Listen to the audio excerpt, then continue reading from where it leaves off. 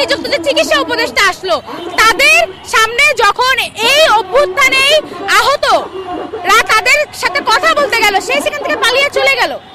তাকে তো বসিয়েছে, এই রক্তের বিনিময়ে তো তারা এই জায়গাটা পেয়েছে, তাহলে কেন তারা এই আহতদের সাথে কথা বলতে রাজি হলো না? কেন পালিয়ে চলে গেল? কেন গাড়ি বদল করে চোরের মতো তার পালিয়ে যেতে হলো? এই সরকারের প্রথম এবং গুরুত্বপূর্ণ দায়িত্ব ছিল এই রাষ্ট্রের একটা গণতান্ত্রিক রূপান্তর। সেই গণতান্ত্রিক রূপান্তরে কি আসলে তার কোনো মনোযোগ আছে? সে পড়ে আছে সংবিধান সংস্কার হবে নাকি বাতিল হবে, অথচ আমার দেশের শ্রমিকরা বকেয়া বেতন পাচ্ছে না। শ্রমিকদের সিবিআই নির্বাচন হবে কি হবে না সেটা নিয়ে আমরা এখনো কিছু জানি না। এই বিশ্ববিদ্যালয়গুলোতে ছাত্র সংসদ নির্বাচন হবে কি হবে না সেটা নিয়ে আমরা এখনো কোনো কথা শুনিনি। তাহলে তারা আসলে কতটুকু গণতান্ত্রিক রূপান্তর করলো? তারা তো করতে পারেনি।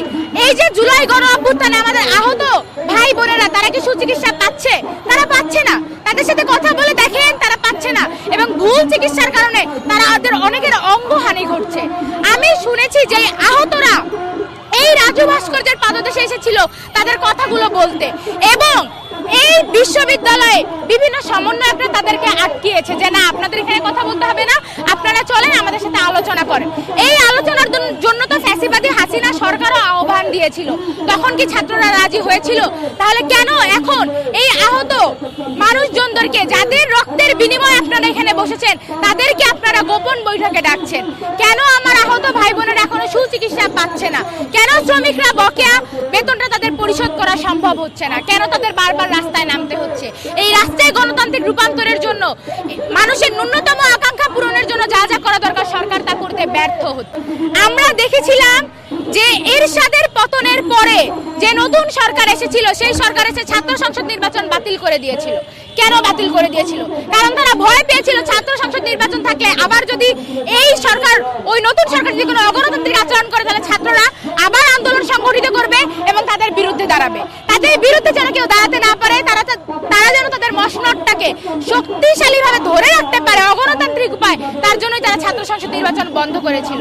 আমরা দেখেছি আওয়ামী সরকার ডিএসএ নামক একটা কালা কানুন দিয়ে বাক স্বাধীনতাকে রোধ করেছে।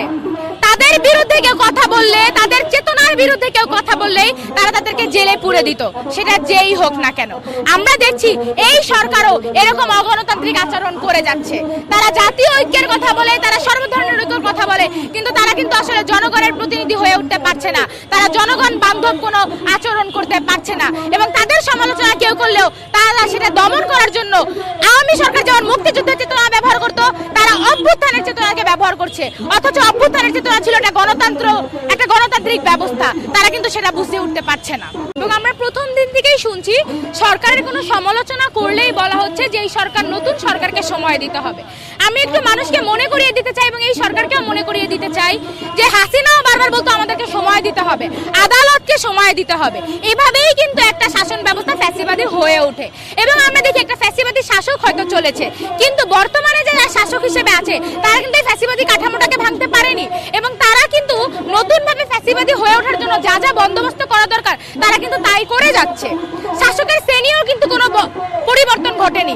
এর আগে শাসক যেমন শ্রমিকদের উপরে দমন পীড়ন করাতো, এই শাসকও সেই একই কাজই করছে, এবং তাদের আসলে গুরুত্বপূর্ণ কোন বিষয়গুলোর উপরে তাদের মনোযোগ দেওয়া উচিত ছিল তারা কিন্তু সেটা দিচ্ছে না।